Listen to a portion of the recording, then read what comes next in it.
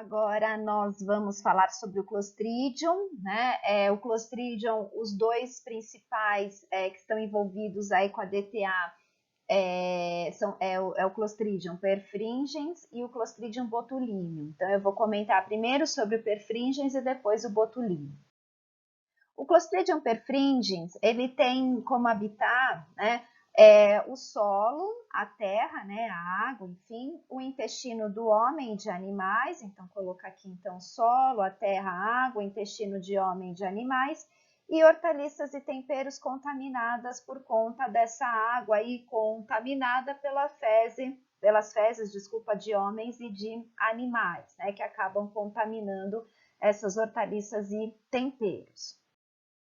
Sobre as características do Clostridium perfringens, então, ele é anaeróbico, então ele sobrevive na ausência de oxigênio, tem a capacidade de formar esporos e sobrevive à cocção e o reaquecimento. Então, para que ele possa morrer, demora 20 minutos a uma temperatura de 100 graus, né? E além disso, ele produz a enterotoxina, temperatura ótima de 43 a 47 graus, só que ele pode viver de 12 até 50 graus, o pH 7,2 e atividade de água ótima, né? Então é de 0,93 a 0,97. Então a grande característica é que ele é anaeróbico, ele consegue formar esporos quando está na presença de oxigênio, por exemplo, né? Quando está em condições desfavoráveis, e que demora muito para ele morrer, né? Então são 20 minutos a 100 graus, então demora para ele poder aí morrer. Então precisa de uma conduta que a gente vai comentar para que evite aí a contaminação pelo Clostridium perfringens.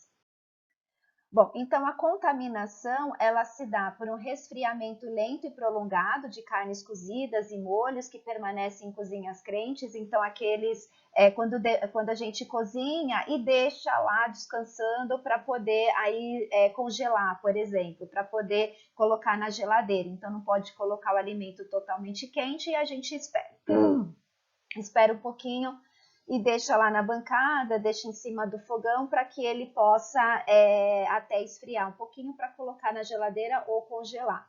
Então, nesse período, tá, podem se formar os esporos que vieram lá da cocção, e esses esporos, né, que são sobreviventes aí da cocção, eles acabam brotando e formando aí as bactérias na sua característica na forma vegetativa, que vai produzir mais toxinas, né? Então, é isso que a gente quer que eu coloquei aqui. Então, acaba a bactéria na sua forma vegetativa, acaba produzindo mais toxinas e aí vai intensificar mais ainda a sua contaminação, tá? Alimentos que estiveram envolvidos com os surtos por Clostridium perfringens. Então, produtos cárneos e aves e alimentos cozidos e que demoraram aí para colocar na geladeira, os molhos de carne que a gente deixa esfriando um pouquinho, feijão que fica em cima do fogão e os legumes cozidos que estiveram envolvidos aí. Então é importante a gente lembrar que mesmo que seja cozido, os esporos eles sobrevivem. Quando deixa em temperatura ambiente, esses esporos passam a formar as bactérias e essas bactérias acabam produzindo toxinas e intensifica ainda mais o problema de intoxicação. Como quadro clínico, o período de incubação é de 8 a 24 horas, sendo uma média de 12 horas, né? Aí a presença da toxina, ela gera diarreia aquosa, porque ela vai espoliar as vilosidades intestinais, gera um desequilíbrio hidroeletrolítico e aí, por conta dessa espoliação, pode gerar aí cólicas abdominais intensas, náuseas e normalmente não vem acompanhado de febre e também de vômitos. E aí, se a gente for pensar, né, qual é a conduta que eu devo adotar para evitar que haja, prevenir que haja contaminação pelas toxinas do Clostridium perfringens? Então, evitar que essa bactéria contamine, então não expor o alimento a solo, ao ambiente, adotar processos que sejam adequados das boas práticas de fabricação, então que tiver que usar os desinfetantes, cozinhar a carne numa temperatura que seja adequada e que se tiver que deixá-la esfriando, né, que tenham condições adequadas para que ela possa resfriar de maneira adequada, aí adotando as boas práticas de fabricação, que é o que a gente vai ver daqui a pouquinho, né? Então, qual é o método correto para resfriar aí os alimentos que foram cozidos para serem colocados na geladeira ou congelados? Que mais? Então, além do controle tempo-temperatura, como eu coloquei aqui, as normas de condutas de refrigeração, de resfriamento, perdão, e higiene pessoal, né? Então, evitar que haja a contaminação do próprio ser humano com o alimento, principalmente dos alimentos que já foram processados, tá bom? Então, são os principais meios aí de prevenção do Clostridium perfringens. Agora nós vamos falar sobre o Clostridium botulinum. O Clostridium botulinum, ele está muito envolvido, né? A gente sabe da sua patogenicidade, né? Da toxina, como ela é patogênica, então daqui a pouquinho eu vou explorar um pouquinho mais. E o Clostridium botulinum, ele está envolvido com a contaminação de alguns alimentos, por exemplo, o palmito. Então, vamos entender o porquê, né? Não vamos aí dizer que todos os palmitos estejam contaminados, mas que a gente precisa tomar cuidado, tá? Então, sobre o habitat do Clostridium botulinum, então é o solo e poeira. Então, o grande problema da contaminação desses vegetais, né, do que a gente comentou, é que ele contamina por conta do solo e da poeira. Então, quando ele está no pé, né, ou ele está na sua origem, ele não é contaminado, mas quando nós não adotamos técnicas adequadas de colheita, coloca no chão e deixa assim, então aí pode se contaminar. Então entra em contato com o solo contaminado, principalmente porque tem fezes de animais e águas não tratadas, né? Então a água que está contaminada com essas fezes de animais. Então quando não existe um saneamento básico adequado, e quando você tem água contaminada por fezes também de animais, não só de seres humanos, mas também de animais de maneira geral. Aí a característica do Clostridium, ele também é anaeróbio, né? Então isso é importante a gente lembrar, só que ele produz uma toxina, e na verdade é uma neurotoxina, então é uma toxina que atinge o sistema nervoso, né? Então os neurônios, ele ativa, ele vai atuar sobre as conexões, as terminações nervosas, né? Então por isso que é tão sensível, por isso que pode levar à morte. E essa neurotoxina é a chamada toxina botulínica, ou que a gente conhece também como o Botox, né? Então, ela produz os endosporos, né, os esporos, então por isso que a gente tem que tomar cuidado. A temperatura ótima de 35 a 40 graus, o seu pH é de 6,5 a 7 e atividade de água 0,94. Então, alimentos que tenham pH mais neutro e que tenham uma alta atividade de água.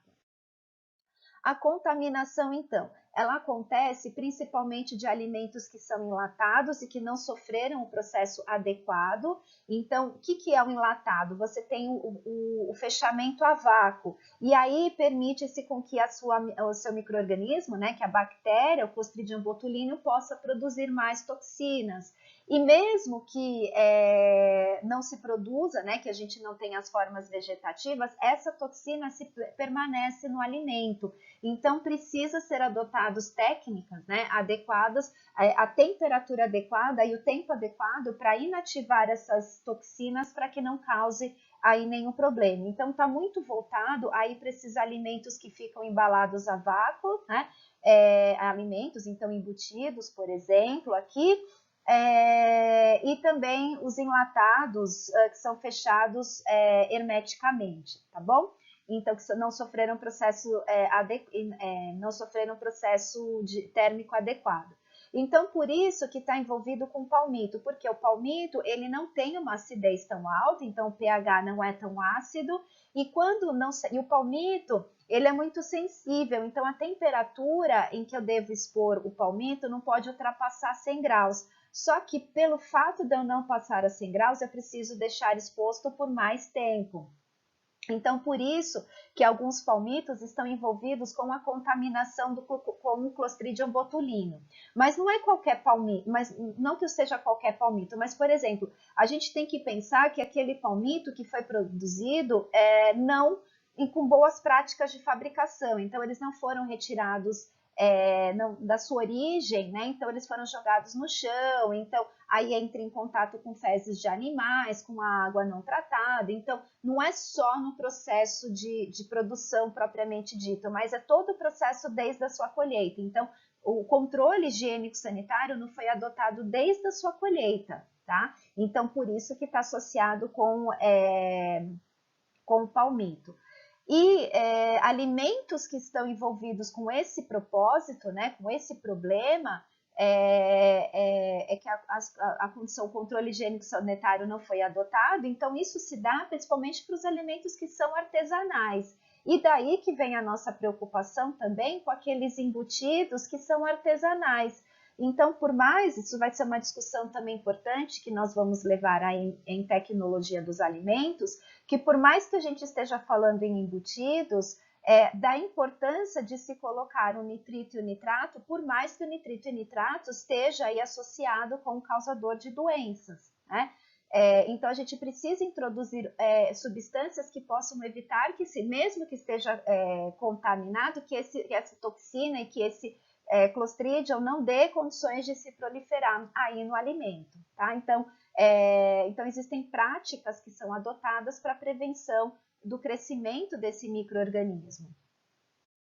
Alimentos, então, que estiveram envolvidos, então, a salsicha, salame, presunto, chouriço, patê, principalmente aqueles artesanais ou aqueles que não foram processados de maneira adequada, né? Então, que a empresa, que a indústria não adotou as boas práticas de fabricação.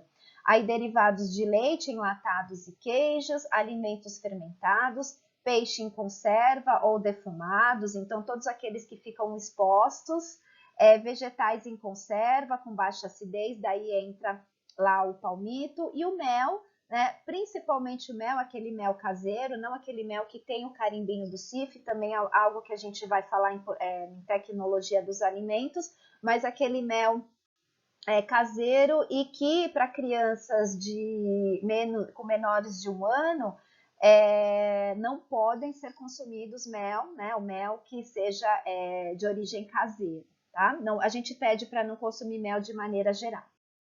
Quadro clínico. O período de incubação é de 1 a 2 dias e, na verdade, né, começa acontecendo aí fraqueza, fadiga, vertigem, pode ter náusea e vômitos, né? Então começa assim, mas depois evolui. Por quê? Porque a toxina, ela é uma toxina extremamente neurotóxica, né? Então ela atua nas terminações nervosas, evita que a acetilcolina saia das suas vesículas e entre em contato com o outro neurotransmissor, então não consegue fazer que o neurotransmissor não saia, né, do neurônio, e aí não entra em contato com outro neurônio ou com o músculo, e daí você gera uma paralisia muscular. E aí, dependendo de onde for o músculo, então se for a toxina botulínica da parte estética, a paralisia muscular da testa é extremamente interessante, porque aí eu não vou formar as rugas. Mas o grande problema é que se eu provocar paralisia de músculos como o diafragma, por exemplo, músculos respiratórios e o diafragma, né, como eu coloquei aqui, aí gera parada respiratória e aí não vai ter jeito, né?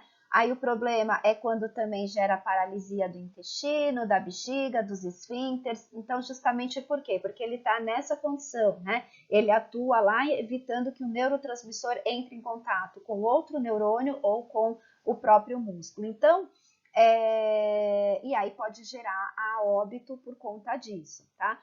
Mas a sua evolução, como eu contei, então ela vai gerando aí visão dupla, estrabismo, aí você tem secura na boca, constrição da faringe, ausência de sudorese, e aí começa, né, a se perpetuar e pode levar até a morte.